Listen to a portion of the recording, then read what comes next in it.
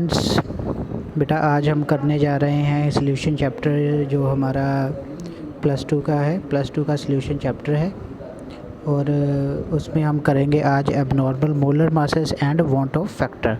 Abnormal masses and want Hoff factor हमारे पास क्या है, तो इसके बारे में आज हम पढ़ेंगे। सो लेट्स सी कि want Hoff factor and abnormal molar masses जो हमारे पास क्या होते हैं। सो इसके लिए हमने सबसे पहले देखना है कि हमें नॉर्मल मोलर मासेस के बारे में क्या पता है। What is a normal molar masses. So normal molar masses हमारे पास होते हैं कि वो वाले मासेस जिसमें हमारे पास मान लो कि एक NaCl है, हमारे पास NaCl सोडियम क्लोराइड है। सोडियम क्लोराइड मान लो कि NaCl है, ठीक है। तो NaCl है जो इसका जो भी मास होगा वो हमारे पास नॉर्मल मोलर मास होगा, ठीक है। तो जैसा हम एक्सपेक्ट कर रहे हैं, एक्सपेक्टेड वैल्यू जो है वो हमारी नॉर्मल मोलर मासेस की होगी, ठीक है। Expected value will be our normal value, ठीक है। तो फॉर एग्जांपल वाटर है, वाटर का आप मोलर मास क्या मानते हो कि इसका कितना होना चाहिए? इसका मोलर मास हमारे पास 18 ग्राम होना चाहिए। तो ये हमारी एक्सपेक्टेड वैल्यू है, ठीक है। लेकिन जब वैल्यू एक्सपेक्टेड ना हो तो हम इसे बोल देते हैं कि हमारे पास तो जो वैल्यूज़ हमारे पास वो आती हैं वो हमारे पास एक्सपेक्टेड वैल्यूज़ होती हैं, वो हमारे पास एक्सपेक्टेड वैल्यूज़ होती हैं। लेकिन जब वैल्यू हमारे पास एक्सपेक्टेड ना हो तो अनएक्सपेक्टेड वैल्यू हो, अनएक्सपेक्टेड वैल्यूज़ हों, तो तब हम उसे कहते हैं एबनॉर्मल। तब हम कहते हैं abnormal molar mass, abnormal molar mass of substance, ठीक है। तो एबनॉर्मल मोलर मासेस को हम कैसे देखते हैं? तो सबसे पहले आपको ये जानना होगा कि अगर मोलर मासेस अगर तो नॉर्मल हो तो कोई प्रॉब्लम नहीं है, तो वो तो हम सिंपली फार्मूला लगा के जो भी कोलिगेटिव प्रॉपर्टी के फार्मूलेज हैं वो लगा कर सकते हैं। लेकिन जब एबनॉर्मल हो तो एबनॉर्मल कंडीशन कब होती है? जब तो सोल्यूशन डिल्यूट ना हो, नो डिल्यूशन। अगर डिल्यूट नहीं होगा तो हमारे पास नॉर्मल वैल्यूज़ नहीं आएंगी, ठीक है। दूसरा एसोसिएशन। एसोसिएशन का क्या मतलब है कि जब वो मॉलिक्यूल कंबाइन कर जाएं। तो तीसरा ये है कि डिसोसिएशन। डिसोसिएशन का मतलब होता है कि जब मॉलिक्यूल हमारे पास वो टूट जाए, ठीक है। आयनिक कंपाउंड है और वो टूट गया, उसे कहते हैं हम डिसोसिएशन, ठीक है। तो वो ब्रेकअप हो जाता है, आयंस में कटायन एंड अनायन उनके बन जाते हैं। सबसे पहले हम देख लेते हैं कि एसोसिएशन क्या होती है। Association is combining of the molecules, combination of molecules. For example हमारे पास एसिटिक एसिड है, so this is formula of the acetic acid. हमारे पास 2 एसिटिक एसिड है तो इनमें हाइड्रोजन बॉन्डिंग होके ये हो जाएगा CH3COOH। तो यहाँ 2 लगा है, देखो यहाँ मैंने 2 लिख दिया नीचे, तो ये 2 है जो इसको देखो ये क्या हो गया, हमारे पास एसोसिएशन हो गई। सो इस तरीके से एसोसिएशन मॉलिक्यूल जो हो जाते हैं, क्या होता है उसमें हाइड्रोजन H बॉन्डिंग जो होती है। तो ये मॉलिक्यूल ऐसे बिहेव करता है जैसे कि एक मॉलिक्यूल हो, है तो 2 मॉलिक्यूल लेकिन ये जुड़ के बिहेव करते हैं कि ये एक ही मॉलिक्यूल हो, ठीक है। और डिसोसिएशन में जो हमारे पास क्या होगा, डिसोसिएशन में मान लो कि सोडियम है, सोडियम क्लोराइड है, तो हम एक्सपेक्टेड वैल्यू जो है मोलर मास की नहीं ले सकते क्योंकि इसमें क्या होता है, डिसोशिएट हो जाता है। तो जब इसको वाटर में डालेंगे chloride sodium ion and chloride ion बन जाएंगे। तो हमें तो सिर्फ इतनी इसकी वैल्यू जो है वो कोलिगेटिव प्रॉपर्टी में हम अगर प्रैक्टिकली ले तो इसकी वैल्यू लेंगे। लेकिन यहाँ क्या हो गया, हमारे पास 2 आयन बन गए। सो यहाँ 1 + 1 मतलब 2। सो यहाँ क्या था, 1 था, तो ये 1 है और ये यहाँ क्या आ गया, 2 आ गया।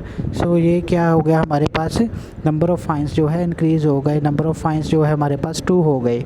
सो ठीक है, तो ये है कंडीशन ऑफ डिसोसिएशन। सो आप देख सकते हो कि हमारे पास डिसोसिएशन है वो भी इफ़ेक्ट करती है। सो लेट्स सी कि डिसोसिएशन एसोसिएशन होगी तो हमारे पास एक्यूरेट वैल्यू जो है मोलर मासेस की नहीं आएगी, ठीक है। सो अनएक्सपेक्टेड वैल्यू जो unexpected value of the molar masses होगी उसे एबनॉर्मल मोलर मासेस जो है वो कहेंगे हम, ठीक है।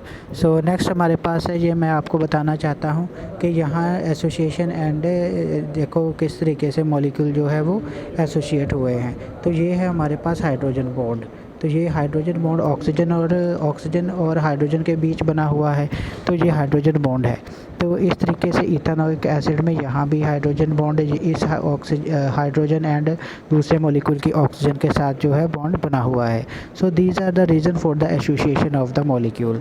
इसी तरीके से बेंजोइक एसिड की एग्जांपल ले तो ये हमारा पास ये हाइड्रोजन बॉन्ड बने हुए हैं, जो कि इसको ये तो दो मॉलिक्यूल है लेकिन जुड़ के हमारे पास ये क्या बिहेव कर रहे हैं, ऐसे कि जैसे कि ये पूरे का पूरा एक मॉलिक्यूल हो।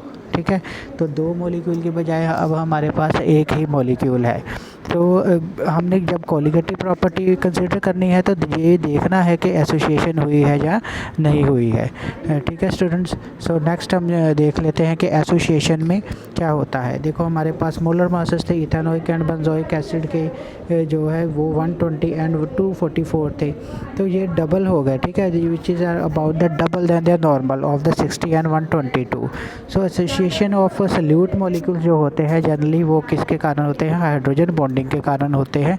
सो इसमें वो एज अ डायमर मतलब क्या होता है, जब दो मॉलिक्यूल आपस में जुड़ जाए तो वो हमारे पास क्या बन जाता है, डायमर बन जाता है, जो कि हमने लास्ट स्लाइड में देखा था कि दो मॉलिक्यूल्स आपस में जुड़ गए थे, तो उस कंडीशन को हम क्या बोलते हैं, डायमर। तो डायमर जो होती है वो हाइड्रोजन बॉन्डिंग के कारण ही बनता है डायमर हमारे पास। So let's see next. तो हमारे पास डिसोसिएशन के बारे में क्या मैंने आपको पहले ही बता दिया कि ए बी मॉलिक्यूल, मान लो आपके पास ए बी मॉलिक्यूल है, वो A positive ion and B negative ion के, जैसे के सी एल की एग्जांपल या एन ए सी एल की एग्जांपल दी, तो K positive and C L negative दो में बन गया। ठीक है, अब हम तो एक मोल ही के सी एल का जो है वो डिज़ोल्व कर पा रहे हैं, लेकिन हमारे पास जो इसका जो वेट है वो 74.5 ग्राम वाटर में होगा। ये तो यही हम एक्सपेक्ट कर रहे हैं ना, लेकिन यह हमारे पास दो पार्टिकल्स बन गए जब दोनों टूट गए। ठीक है, तो जिसमें डिसोसिएशन हो गई। तो अब इसका जो हमारे पास कोलिगेटिव प्रॉपर्टी है वो तो नंबर ऑफ़ आयंस के ऊपर डिपेंड करती है। सो कोलिगेटिव प्रॉपर्टी हमारे पास वो डबल हो जाएगी, जितना हम एक्सपेक्ट कर रहे हैं उससे बिल्कुल डबल हो जाएगी। ठीक है, सो इससे क्या होगा, हमारे पास बॉइलिंग पॉइंट के बी वैल्यू जो भी होगी वो भी डबल हो जाएगी, इसलिए हमने 2 आगे लगा दिया क्योंकि हमारे पास ये दो आयन बन गए। ठीक है, सो इसी से हमारे सब जो मोलर मासेस है वो भी हाफ रह जाएगा टू इस नॉर्मल वैल्यू। सो नेक्स्ट देखते हैं स्टूडेंट्स, वांट ऑफ फैक्टर हमारे पास क्या होता है। सो वांट ऑफ फैक्टर हमारे पास होता है वैल्यू ऑफ आई की वैल्यू जो हमारे पास वांट ऑफ फैक्टर की है, I is equal to the van't Hoff factor. So इसमें क्या है, हमारे पास ऑब्जर्व्ड वैल्यू जो होती है, observed value divided by normal value of colligative property, normal value of colligative property. So observed divided by normal value of the colligative property, ये हमारे पास want Hoff factor होता है। तो लेकिन जब एसोसिएशन और डिसोसिएशन हो तो ये वैल्यूज़ जो है डिफरेंट हो जाती है। अगर एसोसिएशन और डिसोसिएशन ना हो तो आई की वैल्यू जो है वो 1 के इक्वल होती है। When there is a no association and no dissociation, I value is equal to 1। But लेकिन अगर इस केस में डिसोसिएशन हो तो हमारे पास जो आई की वैल्यू जो है वो मोर देन 1 होगी, आई की वैल्यू मोर देन 1 होगी। तो इसी तरीके से अब इसका उलट ले रहे, तो अगर इसमें हमारे पास एसोसिएशन होगी तो मोलर मास की आई की वैल्यू हैज़ लेस देन 1, उसकी वैल्यू क्या होगी, लेस देन 1 हो जाएगी in case of the association होगा तो आई की वैल्यू जो है वो 1 से कम हो जाएगी। लेकिन नॉर्मल जैसा कि हम एक्सपेक्ट कर रहे हैं वैसे ही मोलर मास होते हैं, तो इसका मतलब है कि आई की वैल्यू 1 होगी, डिसोसिएशन में ज़्यादा होगी आई की वैल्यू 1 से, और एसोसिएशन में 1 से कम होगी। ठीक है स्टूडेंट्स, तो अगर हमने अब कोलिगेटिव प्रॉपर्टी करनी है तो अब हमें सभी की सभी कोलिगेटिव प्रॉपर्टी के आगे उसे करेक्ट करने के लिए वांट ऑफ फैक्टर लगाना पड़ेगा। सो हमें क्या लगाना पड़ेगा, want Hoff factor. For example अब हमारे पास 4 कोलिगेटिव प्रॉपर्टी है, 1 2 3 4। पहली कोलिगेटिव प्रॉपर्टी है डेल्टा पी नॉट, तो नॉर्मली हम इसे लिखते थे कि हाँ पे ये एक्स होती है, ठीक है, मोल फ्रैक्शन ऑफ सल्यूट के इक्वल होती है, लेकिन अब इसके आगे आई लगाना पड़ेगा। सो जितनी भी हमारे पास कोलिगेटिव प्रॉपर्टी है उनके आगे हमें आई लगाना पड़ेगा। सो नेक्स्ट जो है हमारे पास colligative property delta T B, ठीक है, delta T B I K B M, M is the molarity, K B is the ebullioscopic constant, I is the von to factor. तो ये वॉन टू फैक्टर हमने correct करने के लिए इसी तरीके से डेल्टा टी एफ है हमारे पास, relative lowering in freezing point जो है हमारे पास उसके delta T F, elevation in boiling point के बारे में बता दिया। So depression in freezing point के बारे में ये आई यहाँ भी लगेगा। तो ये कब लगेगा, जब डिसोसिएशन और एसोसिएशन हो रही हो। जब डिसोसिएशन और एसोसिएशन मॉलिक्यूल की हो रही हो तब आई की वैल्यू हमने कंसिडर करनी है, अदरवाइज़ हमने नहीं करनी है, ठीक है।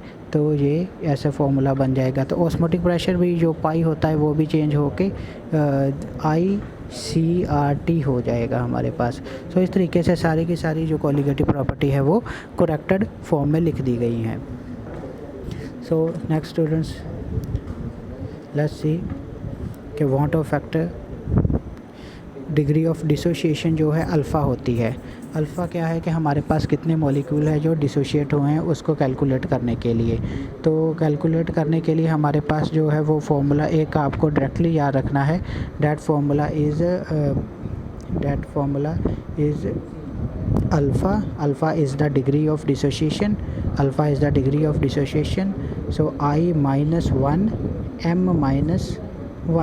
सो आई क्या है, आई तो मैंने आपको बता दिया कि वॉन टू फैक्टर है। एम क्या है, जितने मॉलिक्यूल डिसोशिएट हुए। फॉर एग्जांपल KCl है, वो डिसोशिएट होकर हमारे पास K positive and Cl negative बन गया, ठीक है, Cl नेगेटिव बन गया। अब हमारे पास M की वैल्यू कितनी आ गई, 2, क्योंकि ये 2 आयन बन गए, K पॉजिटिव एक Cl नेगेटिव। सो M की वैल्यू 2 आ जाएगी हमारे पास।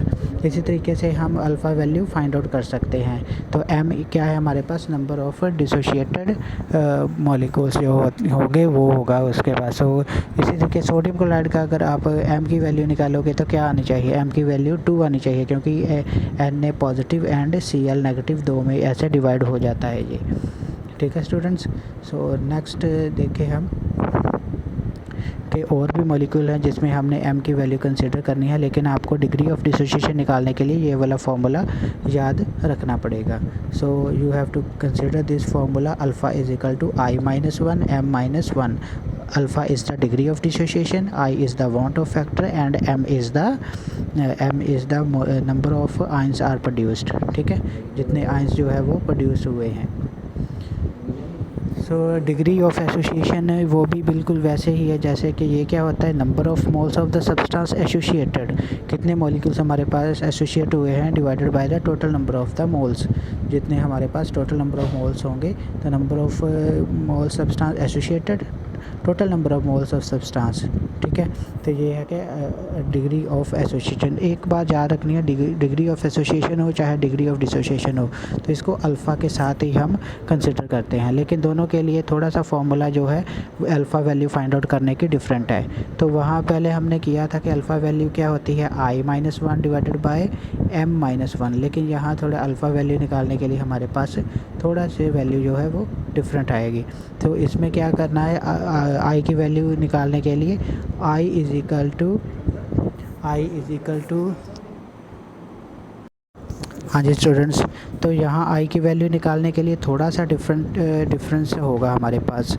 तो मान लो कि अब हमारे पास जो है वो क्या है कि हमने मान लो कि हमने आई की अल्फ़ा की वैल्यू, अल्फ़ा अब क्या है, डिग्री ऑफ एसोसिएशन है अल्फ़ा, ठीक है। तो इसमें क्या होगा कि हमने थोड़ी सी वैल्यू देखनी है कि इसमें क्या चेंजेस आई है। I-1 ये ऊपर वैसे रहेगा, लेकिन नीचे क्या हो जाएगा, 1 डिवाइडेड बाय N-1, ये हमारे पास इक्वेशन जो बन जाएगी। यहाँ N क्या है, N क्या है हमारे पास, number of molecules associated. For example हमारे पास मॉलिक्यूल है ए के अगर आगे हमने N लगाए हैं, ए मॉलिक्यूल्स जो है एसोसिएट होकर हमारे पास AN बन गए। So this is value of N that. तो कितने मॉलिक्यूल्स जो है एसोसिएट हो गए। फॉर एग्जांपल इथेनोइक एसिड की जो मैंने आपको एग्जांपल बताई थी, इथेनोइक एसिड की मैंने आपको एग्जांपल बताई थी, वो क्या एग्जांपल थी हमारे पास कि इथेनोइक एसिड जो होता है हमारे पास वो CH3COOH ये है। तो यहाँ मैंने 2 लगाया था, जो this is value of N, यहाँ N की वैल्यू ये होगी, ठीक है, क्योंकि यही मॉलिक्यूल्स जो है CH3COOH जो होता है वो यहाँ 2 हो जाएगी हमारे पास, ठीक है, दिस इज़ 2 हो जाएगी। तो यही हमारे पास N की वैल्यू है फॉर द एसोसिएशन। तो नेक्स्ट हम देख लेते हैं कि what to do in the next case. So degree of association के बारे में मैंने आपको बता दिया है। सो नेक्स्ट देखते हैं न्यूमेरिकल। हमारे पास 2 न्यूमेरिकल हैं जो कंसिडर कर लेंगे हम। तो यहाँ आपने देखना है कि जहाँ CaCl2 मॉलिक्यूल है। सो वी हैव CaCl2 मॉलिक्यूल, जिसमें कि क्या होगा, इसके कम्प्लीटली डिसोसिएशन होगी। कम्प्लीटली डिसोसिएशन बताई गई है आपको। तो इसका मतलब है कि हमें डिसोसिएशन कंसिडर करनी है, मतलब आई को हमने इंसर्ट करना है हमारे फार्मूले में। तो सभी की वैल्यू आपको गिवन है। सो KF की वैल्यू आपको गिवन है, WA की वैल्यू आपको गिवन है, WB की वैल्यू जो है आपने निकालनी है। तो डेल्टा TF जो है वो भी हमें गिवन है और I की वैल्यू भी 3 है। I की वैल्यू 3 कैसे आई? तो क्योंकि CaCl2 जो है हमारे पास, ये कैसे डिसोशिएट होगा, कैल्शियम आयन, और 2 हमारे पास क्लोराइड आयन बन जाएंगे। एक तो कैल्शियम आयन बन गया, ठीक है, और 2 क्लोराइड आयन बन गए। तो हमारे पास M की वैल्यू जो है वो 3 आ गई। So we have I value is equal to 3, ठीक है। तो यहाँ I वैल्यू हमारे पास जो है वो 3 आ गई है, I वैल्यू। सो हमने देखना है कि सभी वैल्यूज़ को फिल करनी है और हमने WB मोलर मास निकाल लेना है। सो इसमें हमें ये कंसिडर करना है, अगर डिसोसिएशन हो रही हो तो हमें I को कंसिडर करना पड़ेगा। Okay students, so next numerical number 2 में देख लिए। यहाँ आपको I की वैल्यू फाइंड आउट करने के लिए कहा गया है। ऑस्मोटिक प्रेशर जो 4th कोलिगेटिव प्रॉपर्टी है उसको एज एग्जांपल लेकर किया गया है। सो यहाँ हमने क्या किया है कि MB पहले फाइंड आउट करना है। तो MB फाइंड आउट करने के लिए आपको बाकी की वैल्यूज़ जो है वो गिवन होंगी, ठीक है, जो सारी की सारी वैल्यूज़ आपको गिवन है। तो MB हमने फाइंड आउट कर लेना है। MB फाइंड आउट करने के बाद नॉर्मल मोलर मास जो है वो हमें गिवन था। नॉर्मल मोलर मास जो है हमें पता है कितना होता है, K2SO4 का नॉर्मल मोलर मास जो है वो हमें पता है, वो हम कैलकुलेट करके 174 होता है। लेकिन उसको डिवाइड कर देना है ऑब्जर्व्ड मोलर मास। जो ऑब्जर्व्ड हमारे पास ये वाली जो वैल्यू आई है, ये ऑब्जर्व्ड मोलर मास की वैल्यू आई है, इसको डिवाइड कर दिया है हमने नॉर्मल के साथ और हमें I की वैल्यू फाइंड आउट हो गई। I की वैल्यू 2.72 आ गई। Okay students, so in case of any difficulties you can ask me on my WhatsApp number, or you can call me and ask any of your problem. Okay students, so thank you very much for watching the video.